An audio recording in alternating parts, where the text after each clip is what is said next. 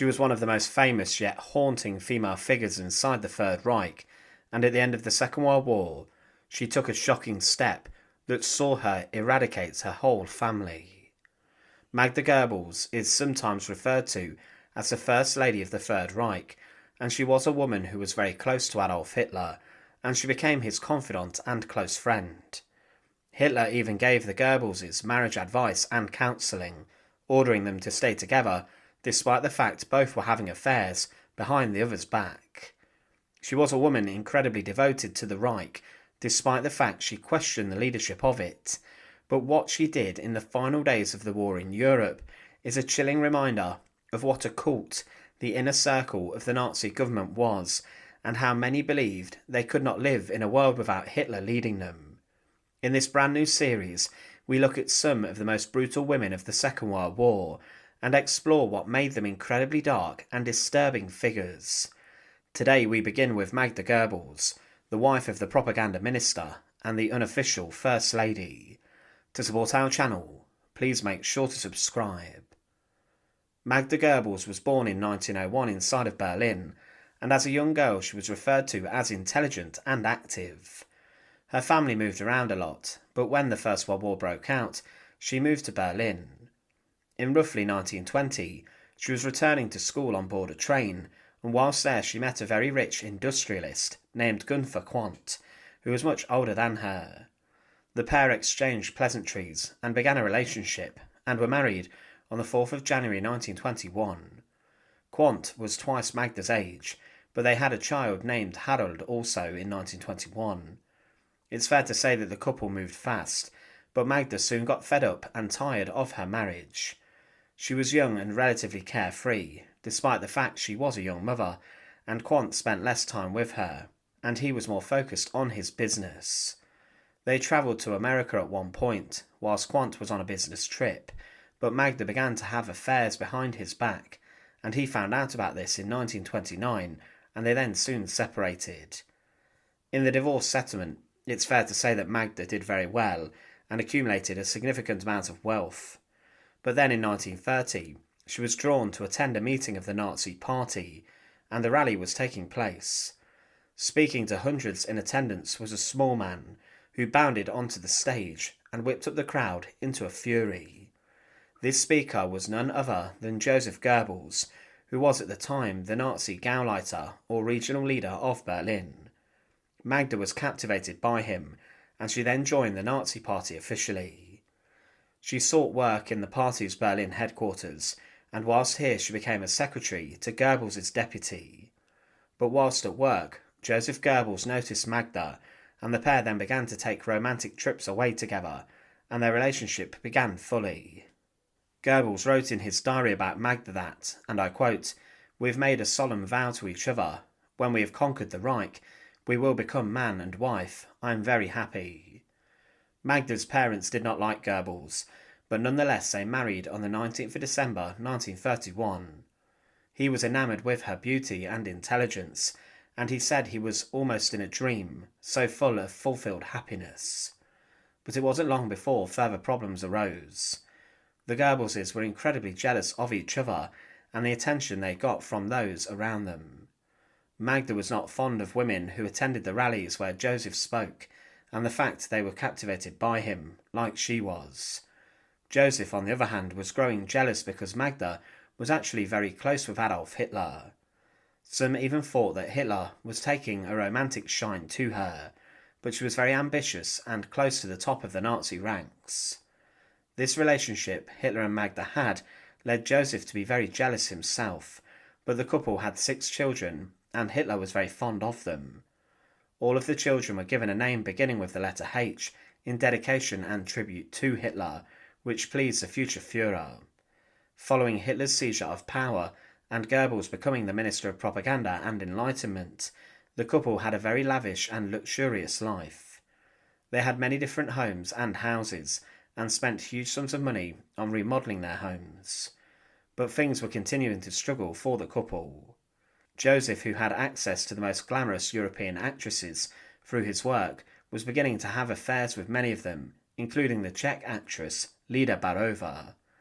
This ramped up to the point where Joseph considered leaving Magda, and he spoke to Hitler about this, and Hitler then ordered Goebbels to end the relationship and for the couple to never break up.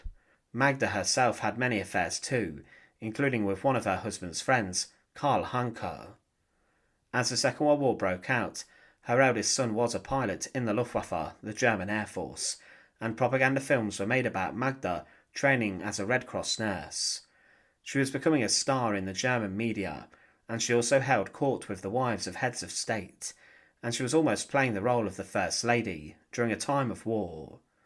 In private, as the Second World War rolled on, and as the Germans were pushed back following the Battle of Stalingrad, Magda Goebbels was becoming, in private, slightly critical of Hitler. When she held a meeting with her friends, one of Hitler's speeches came on the radio, and she turned it off, claiming it was a load of rubbish. She also later stated about the Fuhrer that he no longer listens to voices of reason. Those who tell him what he wants to hear are the only ones he believes. There is some debate about her actions during the war, and there have been some claims that Magda helped some people get an exit visa so they could leave the Reich, but this is debated. She was someone who was not very well though, and suffered with her health. It was known years before the war that she had a very bad heart and was rather delicate, and if she got ill, she was often ill for significant time. One example of this is documented in Goebbels' diary, and he wrote, "To the clinic, Magda much better. The fever has abated. She is so happy that I am there. We talk much of our love, and how good we will be to one another when she is healthy again. I have grown so with Magda that I really cannot exist without her." As the war continued, Magda suffered with depression and also neuralgia, and she spent a lot of time in bed.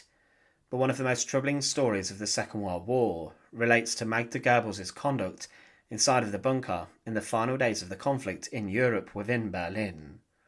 Because of her and her husband's devotion to Hitler, the couple made the decision to head into the Fuhrerbunker, Hitler's final headquarters, deep underground in Berlin. The Goebbels family wanted to be by Hitler's side in the final days of the Reich, as they knew what was coming, and with Joseph Goebbels being the Gauleiter of Berlin, the bunker was actually so far underground it would have offered some protection to him. Now for some time Magda Goebbels had known that the war was coming to an end, and that the Germans and Nazis were going to lose. She knew that she would die within the bunker complex, and she had also plotted the death and annihilation of her whole family.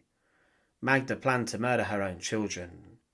Her final letter to her eldest son, who was not in the bunker, outlines this devotion. She wrote, I quote, "By now we have been in the Fuhrerbunker for 6 days already. Daddy, your 6 little siblings, and I, for the sake of giving our National Socialistic lives the only possible honourable end, you shall know that I stayed here against Daddy's will, and that even on the last Sunday the Fuhrer wanted to help me get out. You know your mother, we have the same blood, for me there is no wavering. Our glorious idea is ruined, and with it everything beautiful and marvellous that I have known in my life. The world that comes after the Fuhrer and National Socialism is not any longer worth living in, and therefore I took the children with me, for they are too good for the life that would follow, and a merciful God will understand me when I will give them the salvation. The children are wonderful. There is never a word of complaint nor crying. The impacts are shaking the bunker.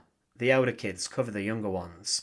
Their presence is a blessing, and they are making the Fuhrer smile once in a while. May God help that I have the strength to perform the last and hardest. We only have one goal left, loyalty to the Fuhrer, even in death. Harold, my dear son, I wanted to give you what I learned in life. Be loyal, loyal to yourself, loyal to your people, and loyal to your country. Be proud of us, and try to keep us in dear memory." Now writing this, Magda Goebbels knew that death was coming, not just for her and her husband, but also her children. Hitler died inside the bunker along with his wife, Eva Braun, on the 30th of April 1945, and Magda was one of the last people to speak with Hitler and see him before his death. Her husband was present when the body of the Fuhrer was burned, and they made arrangements then for their own deaths, and also the murder of their children, that Magda had a pivotal role in the horrific deed doing. Magda was given several offers from other high-ranking Nazis, including architect Albert Speer, to evacuate the children out of Berlin so they could live, but she refused every single offer. She had made up her mind to murder her own children, and debated this roughly a month before. She did not want her children growing up learning that their father was a terrible war criminal, and she believed that they may be reincarnated and have a better life. Goebbels himself had been told to leave Berlin by Hitler, but he refused, and following Hitler's death, they also chose to die. On the 1st of May 1945, Magda made arrangements with her husband and SS dentist Sturmbannführer Helmut Kunz to inject their 6 children with morphine so they were out cold. They then made plans to crush ampules of cyanide in their mouths. This is what happened. Later Kunz stated that he gave the children the morphine, but it was Magda Goebbels along with Hitler's personal doctor Ludwig Stumpfegger who administered the poison, killing them. Another member of the bunker's staff claimed that this was administered in a drink form. The children had been told they were leaving Berlin and that the injection would help them sleep, but of course they never woke up. It was Magda Goebbels herself who killed her 6 children, all born out of a refusal to not want to live in a world without Hitler. One witness claimed, and I quote, "Straight after Hitler's death, Mrs. Goebbels came down to the bunker with her children. She started preparing to kill them. She couldn't have done that above ground. There were other people who would have stopped her. That's why she came downstairs, because no one else was allowed in the bunker. She came down on purpose to kill them." One of the children may have worked out what was about to happen, but on the 3rd of May 1945, the Soviets found the children's bodies in the upper part of the Fuhrerbunker, dressed in their nightclothes and with ribbons in the girls' hair.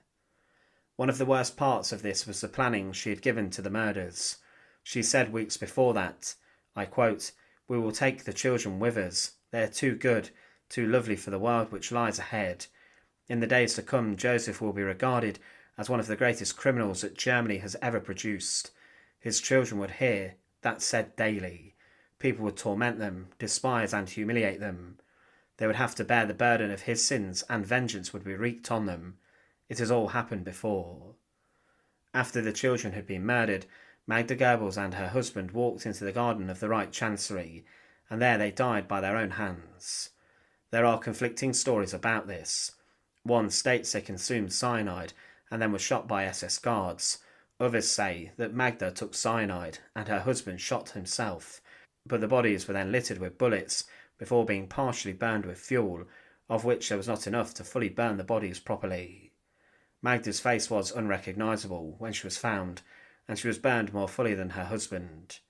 Her body was then buried under a Smersh facility in Magdeburg, and in 1970 it was dug up and burned once and for all, with the ashes being scattered in a river.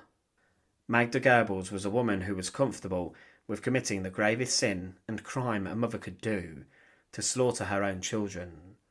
She was given the opportunity several times to evacuate her children out of Berlin safely, but she wanted them to go down with her in the depressing Fuhrerbunker, and with her own hands she administered the poison.